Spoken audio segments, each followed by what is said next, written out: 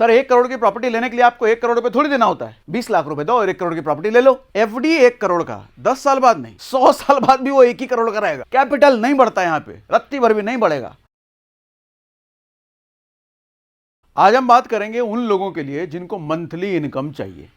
अब आपके पास अगर 1 करोड़ रुपए है, उससे मंथली इनकम जनरेट करना है, 50 लाख रुपए हैं, उससे मंथली इनकम जनरेट करना है, 10 लाख रुपए हैं, 5 लाख रुपए हैं, लाख रुपए हैं, जितने पैसे भी आपके पास हैं उससे मेरे को मंथली इनकम जनरेट करना है, तो कहां पे पैसा डाला जाए भैया? ऐसा हमको कमेंट बहुत बार आया। यूट्यूब में मैक्सिमम मुझे लगता है 10 में से 6 वीडियोस में ऐसे कई बार कमेंट आए, कई बार ईमेल आते हैं टीम के पास कि कोई कहता है हमारे पास सर 5 करोड़ पड़ा है, 10 करोड़ पड़ा है, कहाँ कैसे डालें बताइए। अब बता भी नहीं सकते, ये भैया सेबी के नियमों के खिलाफ है। तो आज मैंने सोचा एक एजुकेशनल वीडियो लाया जाए, 4-5 ऑप्शन आपको देते हैं, 4-5 ऑप्शन में कितना क्या रिस्क हो सकता है, टैक्स के बाद कितना बढ़ता है, फायदा क्या हो सकता है और किसमें कितना कैपिटल ग्रो और रिटर्न ग्रो हो सकता है, वो आज मैंने सोचा आपको बताऊं, जिसमें 4-5 ऑप्शंस मैंने रखे हैं। और मेजर मोटिव आज ये है कि मंथली इनकम चाहिए। कैपिटल है मेरे पास, 50 लाख है या 1 करोड़ है या 2 करोड़ है, 5 करोड़ है, जितना भी है आपके पास, चाहे लाख ही रुपए है, उस कैपिटल को किधर डालें जिसमें सबसे ज्यादा मंथली इनकम मेरे पास आए और रिस्क फ्री मंथली इनकम आए, रिस्क ना हो उसमें, टैक्स वैक्स का भी सही जुगाड़ हिसाब किताब बताओ। तो आज यही करते हैं। 4 ऑप्शंस लिए हैं मैंने। पहला ऑप्शन मैंने लिया है कमर्शियल प्रॉपर्टी। कमर्शियल प्रॉपर्टी किसको कहते हैं? कोई ऑफिस ले लिया आपने, कोई दुकान ले लिया आपने। मैंने रेजिडेंशियल प्रॉपर्टी को यहाँ ऑप्शन में रखा नहीं है, क्योंकि रेजिडेंशियल प्रॉपर्टी बहुत कम रिटर्न है, क्योंकि उसका रेंटल यील्ड भारत में 1 से 2% का है।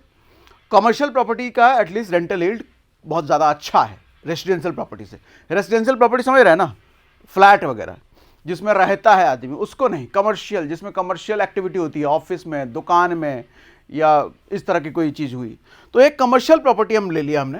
उसके बाद फिक्स डिपॉजिट हमने ले लिया। आपको कोई फिक्स डिपॉजिट से मंथली इनकम कहाँ आती है? आती है ना। अरे फिक्स डिपॉजिट से सालाना इंटरेस्ट आता है ना, आप सालाना इंटरेस्ट को मंथली में तब्दील कर लो, कन्वर्ट कर लो। अच्छा, सिर्फ सालाना इंटरेस्ट नहीं, कई सारे एफडी आते हैं जो क्वार्टरली इंटरेस्ट देती है, कई सारे मंथली इंटरेस्ट देने वाले भी एफडी होते हैं। अलग अलग बैंकों में अलग अलग एफडी होते हैं भैया, वो भी आप एक्सप्लोर कर सकते हो, नहीं किया तो। मंथली इंटरेस्ट देने वाले भी होते हैं, लेकिन हाँ फायदा नुकसान है उसका, भी आऊँगा डिटेल में, सही है, गलत है, खराब है, अच्छा है, सब समझेंगे। उसके बाद स्टॉक मार्केट में SWP भी हम समझेंगे, ये भी ऑप्शन है। SWP आपको नहीं पता, बता देता हूँ। जैसे SIP होता है ना, मंथली हम स्टॉक मार्केट में इन्वेस्ट करते हैं, ऐसे ही SWP होता है सिस्टमैटिक विड्रॉल प्लान। हर महीने में स्टॉक मार्केट से पैसा निकालते हैं। कहाँ से निकालते हैं? हमने जो म्यूचुअल फंड में जमा कर रखा होगा इतने सालों से, या लमसम कर रखा होगा, अब बारी है उसको एक बार में निकालने की नहीं, महीने महीने निकालने की। मंथली मेरी इनकम बन जाए, मंथली मेरी सैलरी बन जाए, उसको SWP कहते हैं। आपको अगर SWP नहीं पता तो क्या करना है? सागर सिन्हा SWP लिखना। क्या लिखना? सागर सिन्हा SWP। क्या लिखना भैया? सागर सिन्हा SWP, ताकि अपना वाला SWP वीडियो आपके सामने आए। क्योंकि अपना वाला क्यों? फिर आप कहोगे बात तो आप ही की समझ में आती है सर, किसी की आती नहीं है, आपके कमेंट्स आते हैं कि बच्चों की तरह आप समझाते हो, तो इसीलिए सागर सिन्हा लगा दोगे तो अपना वाला SWP आएगा। नॉर्मल SWP लिखोगे तो दुनिया जान के SWP आ जाएंगे आपके सामने। उसके बाद मिक्स स्ट्रैटेजी, तीनों को मिक्स करेंगे। मिक्स करके कैसे हम फायदा उठा सकते हैं वो भी आज हम समझेंगे, ठीक है। अब आओ डिटेल में उतरते हैं। पहला ऑप्शन क्या है? Commercial property. आओ ध्यान से समझिएगा भैया, बहुत ध्यान से, क्योंकि इतना डीप, इतना ध्यान से आपको कोई भी ना बताएगा, ना आपको हो सकता है सुनने में मजा ना आए। रेंटल यील्ड इसका 3 से 5% है। रेंटल यील्ड क्या होता है? सालाना आपकी प्रॉपर्टी का कितना कीमत सालाना वो कमा के दे रहा है। लेट्स सपोज 1 करोड़ की अगर प्रॉपर्टी है तो तब 3 से 5% मैं कह रहा हूं, तो सालाना 1 करोड़ का 3% कितना हुआ? 3 लाख रुपए। सालाना वो 3 लाख रुपए आपको प्रॉपर्टी कमा के देगी 1 करोड़ की। 3 से 5 लिखा है मैंने। 5% रेंटल यील्ड का मतलब सालाना वो 1 करोड़ की प्रॉपर्टी 5% यानी कि 5 लाख रुपए सालाना 5 लाख रुपए कमा के देगी। रेसिडेंशियल प्रॉपर्टी में 1%, 1.5%, ये बहुत ज़्यादा ऊपर चले जाओ तो 2% का है। तो इसीलिए मैंने रेजिडेंशियल प्रॉपर्टी ऑप्शन में रखा ही नहीं। फ्लैट से रेंट नहीं कमाना, हमको कमर्शियल प्रॉपर्टी से रेंट कमाना है। आऊँगा इसके डिटेल में भी। मंथली रेंट आप एक्सपेक्ट कर सकते हो कि 1 करोड़ की अगर प्रॉपर्टी है, ऑफिस या दुकान, तो 25,000 रुपए से 40,000 रुपए मंथली रेंट आप एक्सपेक्ट कर सकते हो। ये डिपेंड करेगा कि कौन से कैसे लोकेशन पे, कैसी बिल्डिंग में, कैसे प्लॉट पे, कैसी लोकेलिटी में, कैसे क्राउड के बीच आपका ऑफिस या आपका दुकान है। ये सब लोकेशन बेस्ड है। तो 25,000 रुपए से 40,000 रुपए मोटा मोटी 1 करोड़ के कमर्शियल प्रॉपर्टी से महीना कमाया जा सकता है रेंट। 5 से 8% का एप्रिसिएशन भी मान लो, प्रॉपर्टी की वैल्यू भी तो बढ़ेगी अगले साल। आज 1 करोड़ की है, अगले साल 1 करोड़ 5 लाख की हो जाएगी, या 1 करोड़ 10 लाख की हो जाएगी। उसके बाद उसके साल 1 करोड़ 20 लाख की हो सकती है, 25 की हो सकती है। प्रॉपर्टी भी अप्रिशिएट होगी, और जब प्रॉपर्टी अप्रिशिएट होगी तो रेंटल भी बढ़ेगा। अपफ्रंट कॉस्ट 7 से 10%। अपफ्रंट कहने का मतलब 1 करोड़ की अगर प्रॉपर्टी है तो 7 से 10% रजिस्ट्री का कॉस्ट हो गया, या किसी तरह के ट्रांसफर चार्जेस हो गया। अथॉरिटी पे अलग अलग स्टेट्स के अकॉर्डिंग अलग अलग लगते हैं, लेकिन 7 से 10% के आसपास ये मान लो। मतलब 1 करोड़ की प्रॉपर्टी पे 7 से 10 लाख रुपए एक्स्ट्रा जाएगा। या आप अगर उसी में इसको इंक्लूड करना चाहते हो तो 90 लाख रुपए का मानो, भैया 90 लाख की प्रॉपर्टी लूंगा मैं, उसमें 10 लाख रुपए रजिस्ट्री की कॉस्ट वॉस्ट लगा लो, तो 1 करोड़ टोटल हो गया। जैसी आपकी मर्जी। प्रॉस और कॉन्स क्या है इसमें, ये समझिएगा ध्यान से। प्रॉस मतलब अच्छी चीज क्या है, ग्रीन में लिखा है मैंने। रेंट और प्रॉपर्टी दोनों बढ़ते हैं, हर साल रेंट भी बढ़ता है और हर साल प्रॉपर्टी की वैल्यू भी बढ़ती है। मतलब हर साल कैपिटल की वैल्यू भी बढ़ेगी और हर साल जो रेंटल आ रहा है उसकी भी वैल्यू बढ़ेगी। मतलब इस साल अगर आप 10,000 रुपये महीने कमा रहे हो तो अगले साल भी 10,000 रुपये महीना नहीं आएगा, अगले साल बढ़ जाएगा, उसके अगले साल और बढ़ जाएगा। हर साल रेंटल बढ़ता रहेगा और हर साल कैपिटल बढ़ेगा। इन्फ्लेशन हेज, महंगाई 6% 7% के आसपास से हिसाब से बढ़ रही है, ये उससे ज़्यादा तेजी से बढ़ेगा भैया। फिजिकल एसेट है, दिखता है, स्टॉक मार्केट एफडी ये सब दिखता नहीं है कि नहीं है, पता है, फील ही नहीं होता है। प्रॉपर्टी है तो 4 लोग दिखाओगे यार हमारा प्रॉपर्टी है, हमारा दुकान है, हमारा ऑफिस है, गुजरोगे वो बताओगे, फोटो खींच के बताओगे, वो सोशल मीडिया पर डालोगे ये हमारा है, स्टॉक का फोटो डाल पे दिखाओगे 1 करोड़ का स्टॉक है, नहीं कर सकते। फिजिकली फील नहीं होता, ये फिजिकल है। और लोन से लेवरेज कर सकते हो, ये सिर्फ इसी में है, बाकी किसी में नहीं है, बाकी किसी ऑप्शन में नहीं मिलेगा लोन से लेवरेज। कैसे सर, 1 करोड़ की प्रॉपर्टी लेने के लिए आपको 1 करोड़ रुपए थोड़ी देना होता है, 20% दो, 20 लाख रुपए दो और 1 करोड़ की प्रॉपर्टी ले लो। कैसे सर, 20 लाख की प्रॉपर्टी दो, बैंक आपको 80 लाख रुपए दे देगा, तो आपका इन्वेस्टमेंट 1 करोड़ हुआ ही नहीं, 20 ही लाख हुआ ना। लेकिन स्टॉक मार्केट एफडी किधर भी चले जाओ, आपका ही इन्वेस्टमेंट 1 करोड़ होगा सर, आपका ही होगा इन्वेस्टमेंट। प्रॉपर्टी ही एक ऐसी चीज है जिसमें आपका इन्वेस्टमेंट नहीं है 1 करोड़। 20 लाख लेकर के 80 लाख की चीज लोन पे उठाओ, टोटल चीज बन गई 1 करोड़, और रेंट आपको कितना 1 करोड़ पे मिलता है, प्रॉपर्टी एप्रिसिएशन 1 करोड़ पे मिलता है, सारी चीजें 1 करोड़ के हिसाब से होगी, लेकिन आपकी जेब से गया 20 ही लाख है। यह प्रॉपर्टी का सबसे बड़ा फायदा है। लेकिन प्रॉपर्टी में रिस्क भी है। क्या रिस्क है सर? Good research required. आज ब्रोकरों के भरोसे रियल एस्टेट इंडस्ट्री चलती है सर। अच्छा ब्रोकर है तो अच्छी प्रॉपर्टी दिलाएगा, लेकिन गलत ब्रोकर के हत्थे चढ़ गए आप, मीठा मीठा बोल करके इतना गोल गोल घुमाएगा, ऐसा कोई खंडर काम क्या बेच करके चला जाएगा, आप झुंझुना बजाते रहोगे। आप कहोगे 2 साल हो गया कोई रेंटर ही नहीं मिला यार, 3 साल हो गया प्रॉपर्टी बेचने को, बिकना ही रही प्रॉपर्टी, बैठे रहोगे, कुछ होगा ही नहीं इस प्रॉपर्टी का। तो रिसर्च प्रॉपर्टी के केस में अच्छी खासी चाहिए भैया।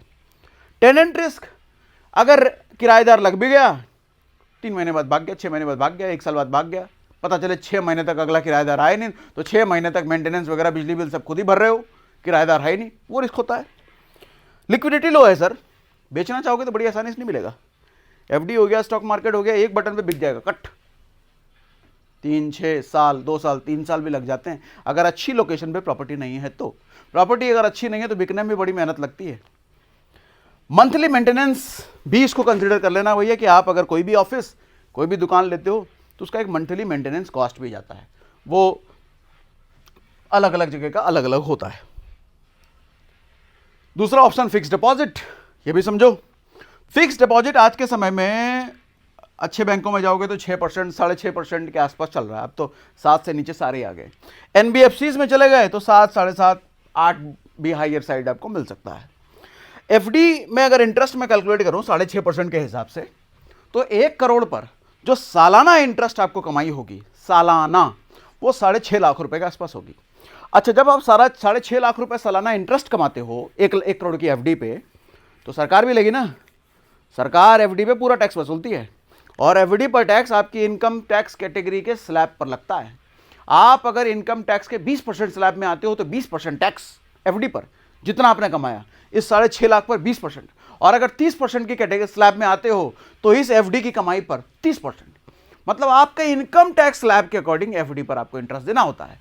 तो मैंने मान लिया आप अगर 30% के स्लैब में आते हो, 20% में आते हो, 10% में आते हो तो कम कर लेना, मैंने 30% मान लिया हायर साइड। तो 6.5 लाख रुपए जो आप इंटरेस्ट कमाओगे सर, 54,000 रुपए आपकी महीने की कमाई हो जाएगी बिना टैक्स के। लेकिन अगर आप 30% के स्लैब में आते हो तो टैक्स आप साल का दे दोगे 1,95,000 रुपये। इसमें से 1,95,000 गया टैक्स में। उसके बाद जो मंथली इनकम आपके हाथ में आएगी वो 54 नहीं आएगी ना, टैक्स भी तो दोगे। तो टैक्स देने के बाद 37,917 यानी कि 38,000 रुपये के आसपास मान लो। तो एफडी में आया भैया 38,000 रुपये के आसपास हाथ में। इसमें हमने कितना बात किया था? अच्छा हाँ, इसमें 35 से 40,000 रुपये के आसपास और उसमें 38,000 रुपये के आसपास। अब गुड और बैड समझ लेते हैं सर एफडी में जाने का। अच्छा क्या है, बुरा क्या है? सर अच्छी चीज़ ये है कि 100% सेफ, कुछ कोई टेंशन लेने की जरूरत नहीं। एफडी कर दिया तो कर दिया। किसी 2 करोड़ के बैंक में किया है तो फिर भी DICGC 5 लाख तक का इंश्योरेंस तो दे ही देती है। बड़े बैंक में करो तो मोस्टली सेफ ही होता है। गारंटीड रिटर्न पहले दिन तो बोल के दिया गया 6.5 देंगे तो 6.5 देंगे, वो 6.5 से नहीं हिलेगा। सीनियर सिटीजन को एक्स्ट्रा मिल जाता है थोड़ा। फ्लेक्सिबल टेनियर है, 7 साल से लेकर के 10 साल तक कोई भी टेनियर के लिए आप बुक कर सकते हो। इंस्टेंट लिक्विडिटी होती है, तुरंत आप बेच सकते हो। अगर आपने ऑनलाइन बुक किया है तो, ब्रांच किया है तो ब्रांच जाकर के तुरंत करा लेना। नुकसान क्या है सर? कैपिटल एप्रिसिएशन नहीं है। आपकी 1 करोड़, आपका 1 करोड़ का एफडी 10 साल बाद भी 1 ही करोड़ का रहेगा। प्रॉपर्टी अगर 1 करोड़ की है वो 10 साल बाद 2 करोड़ की हो जाएगी, 2.5 करोड़ की हो सकती है, 3 करोड़ की भी हो सकती है। एफडी 1 करोड़ का 10 साल बाद नहीं, 100 साल बाद भी वो 1 ही करोड़ का रहेगा। कैपिटल नहीं बढ़ता यहां पे, रत्ती भर भी नहीं बढ़ेगा। ठीक, इन्फ्लेशन का भी रिस्क है भैया। 6% से ज्यादा तो महंगाई बढ़ रही है। 6% जो सालाना कमा के दे रहा है एफडी, उससे ज्यादा तो महंगाई तेज बढ़ रही है। तो आपका रिटर्न कितना है? मोटा मोटी 0, क्योंकि उसमें टैक्स भी लगना है, नेगेटिव। इमरजेंसी फंड बनाने के लिए एफडी अच्छा होता है, लेकिन एफडी की भी अच्छाई है। लास्ट में भी कंपेयर जब भी करेंगे ना तो उसमें और ज्यादा क्लैरिटी मिलेगी आपको। टैक्स इनएफिशिएंसी, जो भी आप इंटरेस्ट कमाओगे पूरे इंटरेस्ट पर टैक्स लगता है, कोई रिबेट कुछ नहीं है इसमें।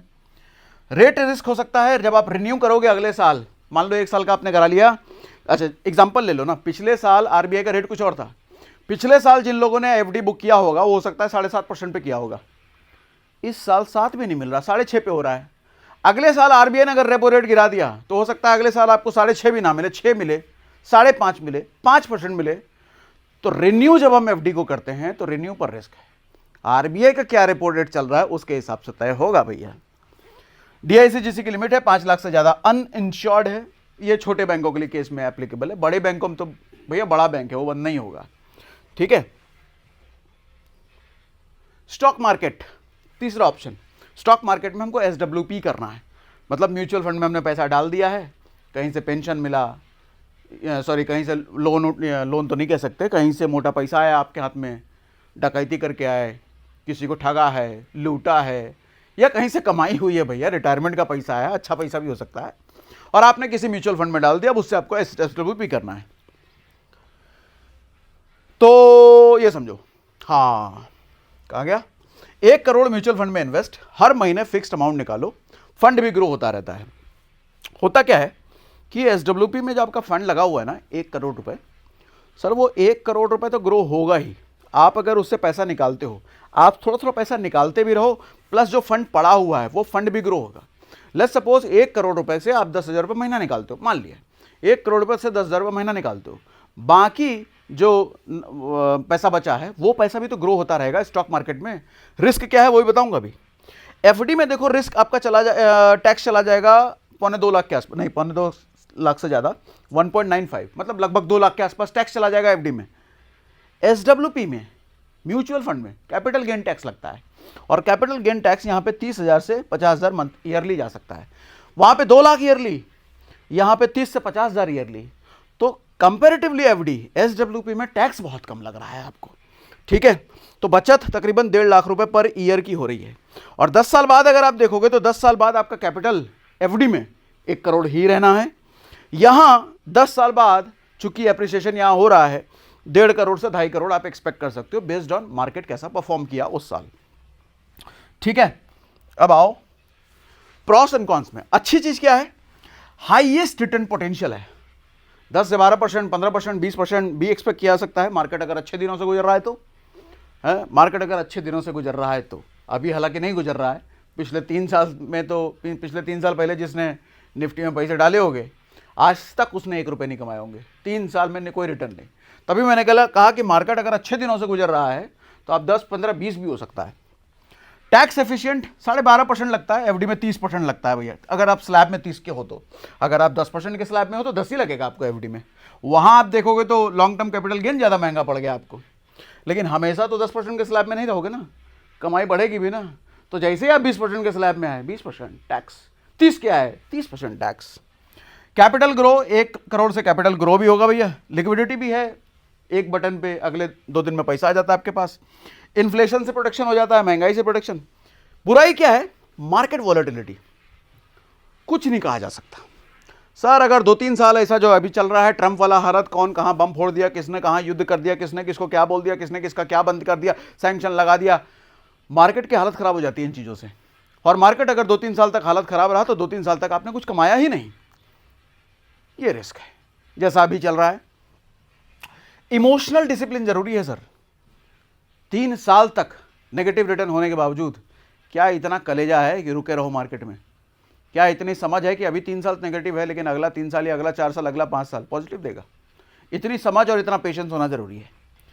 2 से 3 साल हॉराइजन के लिए सुटेबल नहीं है। अगर 2-3 साल के लिए आ रहे हो तो ये ऑप्शन तो बिल्कुल मत जाना, क्योंकि 2-3 साल के लिए कोई नहीं जानता मार्केट में क्या होगा। लॉन्ग टर्म में अच्छा ही होगा, शॉर्ट टर्म में कोई नहीं जानता। रिटर्न गारंटीड नहीं है भैया, बहुत ज़्यादा वोलेटिलिटी है। रेगुलर पोर्टफोलियो रिव्यू ज़रूरी है, हर 6 महीने पे, हर 3 महीने पे पोर्टफोलियो देखते रहना ज़रूरी है। अब आते हैं मिक्स स्ट्रैटेजी। ये मेरी स्ट्रैटेजी नहीं है, मेरी वाली स्ट्रैटेजी अलग है, जो लास्ट में आऊँगा मेरी अलग है, मैं अलग काम करता हूँ। क्या करता हूँ बताऊँगा आपको। मिक्स स्ट्रैटेजी में मैं कहता हूँ ये सब छोड़ो, एफडी में 1 करोड़ से निकाल करके 25 लाख रुपए आप एफडी में डाल दो। 25 लाख रुपए अगर आप एफडी में डालते हो तो आपके हिस्से आएगा 13,000 रुपये महीने के आसपास, ठीक है। बाकी 25 लाख रुपए आप डालो डेट फंड में, एसडब्ल्यूपी करो। एसडब्ल्यूपी तो आप किसी भी फंड में कर सकते हो ना, इक्विटी में, डेट फंड में, गोल्ड में, किसी भी फंड में कर सकते हो आप। तो डेट फंड में एसडब्ल्यूपी करो, लगभग 16,500 रुपये महीना आपको यहाँ से आ जाएगा। अच्छा ये लगभग है, ये श्योरिटी नहीं है भैया, एग्जैक्टली उतना ही पकड़ के मत चलना। और जब स्टॉक मार्केट की बात होती है तो कुछ श्योरिटी हो ही नहीं सकती। 35 लाख रुपए आप डाल दो इक्विटी म्यूचुअल फंड में, ये थोड़ा सा ज़्यादा रिस्की हो गया। डेट फंड कम वोलेटाइल होते हैं, मतलब कम रिस्क, इक्विटी ज़्यादा वोलेटाइल होते हैं, इक्विटी में ज़्यादा रिस्क। 35 लाख रुपए इसमें डाल दो आप, 20,000 रुपये महीना यहाँ से आ सकता है। बाकी 15 लाख रुपए आप डाल दो ऐसी जगह पर गोल्ड में, यहाँ से आपको कुछ महीना नहीं आएगा, ये हेज करने के लिए है। बाकी सारा गिर रहा है तो ये थोड़ा बचा के रखेगा, ये थोड़ा पैसा आपका बचा के रखेगा, बाकी सब गिर रहा है तो 15 लाख रुपए इसमें, मतलब इस 15 लाख रुपए से कोई रेंटल नहीं आएगा, रेंटल आपको इससे आएगा, ठीक है। टोटल मंथली इनकम अगर देखा जाए तो 48,000 रुपये से 52,000 रुपये इस स्ट्रैटेजी से कमाया जा सकता है। 10 साल के बाद का अगर कॉर्पस देखा जाए, 10 साल बाद कितना कॉर्पस बन जाएगा, 2 से 2.5 करोड़ रुपए के आसपास आपका 1 करोड़ रुपए बन सकता है, ठीक। यहाँ पर मैंने लिख भी दिया है, एफडी में आप 25%, डेट में 25%, इक्विटी में 35% और गोल्ड में 15%, ठीक है। अब इसका प्रॉस एंड कॉन्स जान लेते हैं। अच्छी बात इसमें यह है कि ये बैलेंस्ड रिस्क है भैया, बांट दिया आपने, पोर्टफोलियो डाइवर्सिफिकेशन कर दिया। एक ही एसेट में, मतलब एक ही बकेट में, एक ही बाल्टी में सारे अंडे आपने नहीं डाले, मल्टीपल इनकम स्ट्रीम्स बना लिया आपने। एफडी से भी कमाई होगी, डेट फंड से भी होगी, इक्विटी से भी होगी, अलग अलग जगहों से थोड़ी थोड़ी कमाई आएगी। इन्फ्लेशन भी है, सेफ्टी को भी कवर कर देता है। 10 साल बाद कॉर्पस 2 से 2.5 करोड़ हो सकता है। साइकोलॉजिकल कंफर्ट है, स्टेबिलिटी है, ग्रोथ है। बुराई क्या है, मैनेजमेंट थोड़ा कॉम्प्लेक्स है भैया। 4-4 फंड को आप ट्रैक करोगे, 4-4 एसेट क्लास को ट्रैक कर पाओगे? इतना समय और इतनी समझ है आपके पास? है तो बहुत बढ़िया है।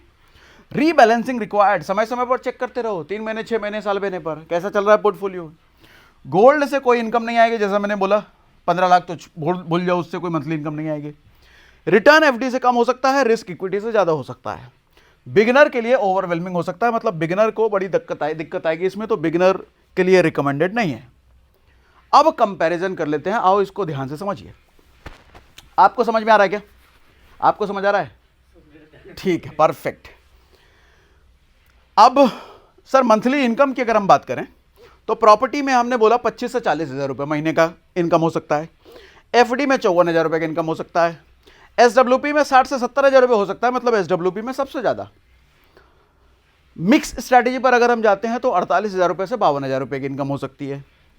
सर टैक्स कटने के बाद प्रॉपर्टी में 18 से 30,000 के आसपास आ सकता है, एफडी में 38,000 रुपये आ सकता है, एसडब्ल्यूपी में 55 से 65 आ सकता है, और मिक्स में 42,000 से 48,000 आ सकता है। कब की बात कर रहा हूं मैं? अगर 1 करोड़ रुपए का इन्वेस्टमेंट है तब। ठीक, 50 लाख है तो आप इसको आधा कर लेना, 25 लाख आपके पास है तो इसको उसको भी आधा कर लेना आप। टेंशन कितना है? टेंशन भी तो होना चाहिए ना, वो भी तो बताओ। सर अगर प्रॉपर्टी में है तो लोवेस्ट आप कह सकते हो, कम टेंशन है। ठीक, एफडी में 0% टेंशन, नो टेंशन, कोई टेंशन है ही नहीं। काय का टेंशन? बैंक ने बोल के दिया है 6.5 देंगे तो देंगे। एसडब्ल्यूपी में हाई टेंशन है भैया, बहुत टेंशन है, बहुत ज़्यादा टेंशन है। रिटर्न भी तो यहीं सबसे ज़्यादा है। टेंशन बहुत ज़्यादा क्यों? ट्रंप अगर ऐसे ही बकैती करता रह गया अगले 4 साल तक तो लो भैया पोर्टफोलियो लाल ही 4 साल तक, कुछ मिलेगा ही नहीं 4 साल तक। तो हाई टेंशन है इधर। मिक्स में टेंशन कम है। ठीक, कैपिटल ग्रोथ सर 5 से 8% आप ईयरली आपका कैपिटल यानी कि 1 करोड़ रुपए बढ़ जाएगा। अच्छी लोकेशन है तो 10%, 12%, 15% भी एक्सपेक्ट किया जा सकता है। एफडी में कैपिटल अप्रिसिएशन कुछ नहीं, 0, कैपिटल बढ़ेगा ही नहीं, 1 करोड़ ही रहेगा 10 साल बाद भी। एसडब्ल्यूपी में कैपिटल आप 10 से 15% की ग्रोथ एक्सपेक्ट कर सकते हो। मिक्स में 8 से 10% का ग्रोथ कर सकते हो। 10 साल बाद कैपिटल किस में कितना हो जाएगा? सर इसमें 1.5 करोड़ से 1.25 करोड़ के आसपास एक्सपेक्ट किया जा सकता है। इसमें तो 1 करोड़ का 1 करोड़ ही रहेगा मरते दम तक, 3 पीढ़ी निकल जाएगी लेकिन ये इतना ही रहेगा। एसडब्ल्यूपी में 1.5 करोड़ का 2.5 करोड़ हो सकता है। मिक्स में 1.8 से 2.5 करोड़ के आसपास हो सकता है। रिस्क कितना है? मीडियम से हाई इसमें कह सकते हो। क्या रिस्क है अभी आऊँगा, अभी इस पर थोड़ा डिटेल में बात करूँगा मैं। एफडी में 0, एसडब्ल्यूपी में हाई, बहुत ज़्यादा हाई भैया। शॉर्ट टाइम अगर शॉर्ट टर्म के लिए है तो और ज़्यादा हाई। यहाँ पर बैलेंस कर दिया हमने रिस्क को अलग अलग चीज़ों में करके। लिक्विडिटी मतलब कितनी जल्दी बेच के पैसा मेरे को मिल जाएगा। प्रॉपर्टी में बहुत लो है भैया, लिक्विडिटी नहीं है। बेचने में हो सकता है 6 महीना लग जाए, साल लग जाए आपको। एफडी में लिक्विडिटी हाई है, तुरंत एक बटन पे बिक जाएगा, तुरंत पैसा हाथ में आ जाएगा। एसडब्ल्यूपी में वेरी हाई, मतलब यहाँ भी एक बटन पे बिक करके पैसा आ जाता है, यहाँ भी हाई है। टैक्स एफिशिएंसी मीडियम है, इसमें पुअर है, इसमें एक्सीलेंट है, इसमें गुड है। इन्फ्लेशन प्रोटेक्शन ये तो महंगाई वाला है। अब ये फाइनल वर्डिक्ट सुनो, ये मेरा वर्डिक्ट नहीं है, मेरा वर्डिक्ट अभी आएगा, मेरी स्ट्रेटजी क्या है वो भी बताऊंगा, लेकिन फाइनल वर्डिक्ट जो हमने कंपैरिजन किया वो बता देता हूं, तब लास्ट में बताऊंगा मेरा वाला क्या है। सर स्टॉक में अगर आप एसडब्ल्यूपी करते हो स्टॉक मार्केट में तो सबसे ज़्यादा इनकम है, इसमें कोई शक नहीं है। सबसे ज़्यादा इनकम 55 से 65,000 रुपये मंथली आफ्टर टैक्स आप एक्सपेक्ट कर सकते हो, लेकिन सबसे ज़्यादा रिस्क भी इसी में है। सबसे ज़्यादा रिस्क जो हमने बात किया। एफडी सबसे कम इनकम दे रहा है ये, लेकिन 0 रिस्क है, गारंटीड टाइप की चीज़ है, एकदम चैन की नींद सो। मिक्स स्ट्रैटेजी में अच्छी इनकम है, बैलेंस है हर चीज़ का, तो इसमें रिस्क भी बैलेंस है, इनकम भी बैलेंस है। प्रॉपर्टी में भी अच्छी इनकम है, लेकिन रिसर्च रिक्वायर्ड है। ठीक, मैंने यहाँ पे क्या लिखा है? विनर हो गया फिर मिक्स स्ट्रैटेजी। क्यों विनर हो गया भैया? 25 लाख एफडी में करो, 25 lakh debt SWP, 35 lakh equity, 15 lakh gold में करो। तो हालांकि मेरी प्रेफरेंस है कमर्शियल प्रॉपर्टी। क्यों कमर्शियल प्रॉपर्टी पर आता हूँ, क्यों मैं प्रेफर करता हूँ, लेकिन इसको हमने विनर क्यों बोला? सर मिला जुला करके रिस्क और रिवॉर्ड अगर हम देखा जाए तो हर चीज़ में मिक्स स्ट्रैटेजी ज़्यादा अच्छा परफॉर्म करता हुआ दिख रहा है। सबसे हाई रिटर्न, सबसे हाई मंथली रेंटल ऐसा नहीं है, लेकिन उसके हिसाब से रिस्क भी तो कम है। सबसे हाई तो यहाँ हो सकता है, लेकिन रिस्क भी यहाँ है। अब आता हूँ कि मेरा प्रेफरेंस कमर्शियल प्रॉपर्टी क्यों है। आओ सर, कमर्शियल प्रॉपर्टी में सबसे पहले रिस्क समझो आप। अगर कमर्शियल प्रॉपर्टी के रिस्क को आप अच्छे तरीके से समझते हो और उसको अगर आपने ठीक कर लिया तो कमर्शियल प्रॉपर्टी से अच्छा कुछ नहीं है मंथली रेंटल कमाने के लिए, कुछ नहीं। मतलब समस्या को अगर आप समझते हो, किसी चीज़ से जुड़ी हुई समस्या को अगर आप समझ रहे हो, तभी तो समाधान निकाल पाओगे उसका। ज़्यादातर लोग प्रॉपर्टी से रिलेटेड समस्या को समझ ही नहीं पाते प्रॉपर्टी में इन्वेस्ट करने से पहले। तो आज मैं इसलिए आपको समस्या पहले ही बता देता हूं, और अगर समस्या पहले से समझ गए तो इसका निदान निकाल करके बेस्ट कमाई हो सकती है। सर प्रॉपर्टी में रिसर्च बहुत ज़रूरी है। डिमांडिंग लोकेशन है कि नहीं जिस पे प्रॉपर्टी है, राइट प्रॉपर्टी सही प्रॉपर्टी है कि नहीं है, कोई झोल झाल तो नहीं है, रेंटल सही आ जाएगा कि नहीं आ जाएगा। अच्छा रेंटल अगर आ जाएगा तो ऐसा तो नहीं कि 5 साल बाद कोई और कॉम्पिटिटर खड़ा हो जाएगा, उस लोकेशन की उस प्रॉपर्टी की डिमांड खत्म हो जाएगी, 5 साल बाद उसका डिमांड घट जाएगा। एक अच्छा खासा रिसर्च चाहिए प्रॉपर्टी में। टेनेंट, राइट टेनेंट जो जल्दी ना छोड़े, 6 महीने में ना भाग जाए, साल भर में ना भाग जाए। कोई टेनेंट आया तो 5 साल तक रुके।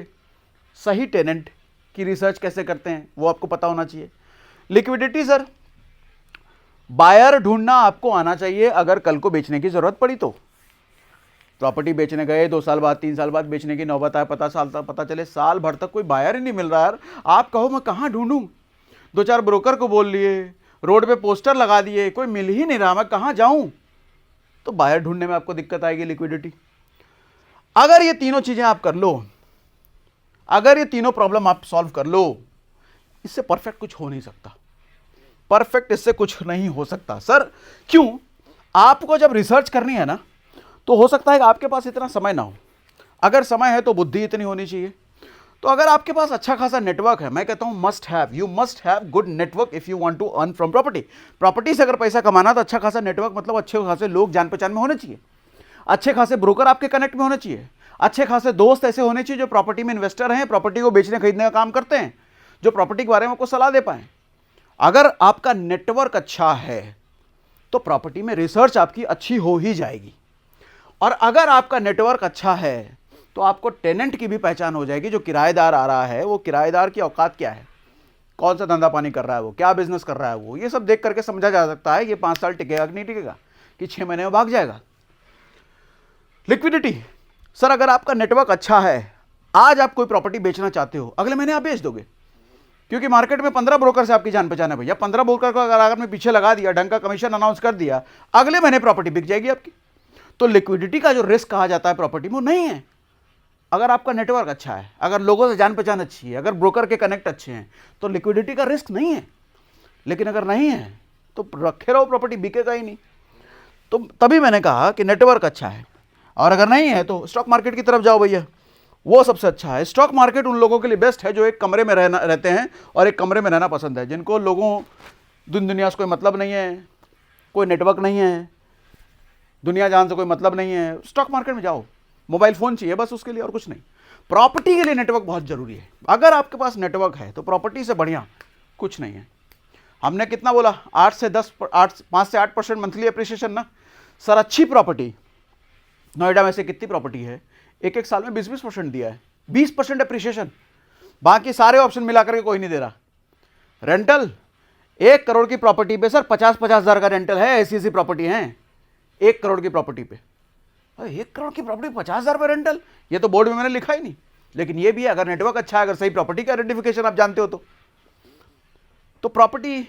इसलिए मेरी स्ट्रैटेजी, मैं कमर्शियल प्रॉपर्टी में ज़्यादा बिलीव करता हूँ। मेरा इंटरेस्ट भी ये है, मैं मंथली रेंटल कमाने के लिए, इन्वेस्टमेंट तो हर जगह होना चाहिए, हर इन्वेस्टमेंट का अलग अलग पर्पस है, लेकिन जब आती है बात मंथली रेंटल की, कमर्शियल प्रॉपर्टी से अच्छा कुछ नहीं है मेरे लिए। आपके लिए कुछ और हो सकता है, किसी और के लिए कुछ और हो सकता है। तो ये कंक्लूजन था। ये पूरी रिसर्च, पूरी एनालिसिस आपको कैसी लगी कमेंट बॉक्स में लिख के जरूर बताइएगा। आज तक बहुत भटक रहे थे लेकिन किसी ने बताया नहीं था, ये ऐसे लिख के बताइएगा हमको कमेंट बॉक्स में भाई साहब। और कुछ सवाल बच गया ना आपका तो लिख के बताना। आपको पता है हर बार सवाल आपसे लिखाता हूँ, आने वाले किसी ना किसी सेशन, किसी न किसी वीडियो में आपके सवाल आ ही जाते हैं उसमें, तो सवाल भी लिखिएगा। और अगर मज़ा आ गया ये कंपैरिजन देख करके, ये एनालिसिस देख करके, तो ये भी लिखिएगा मज़ा आ गया। चलो भैया, आज के लिए इतना ही।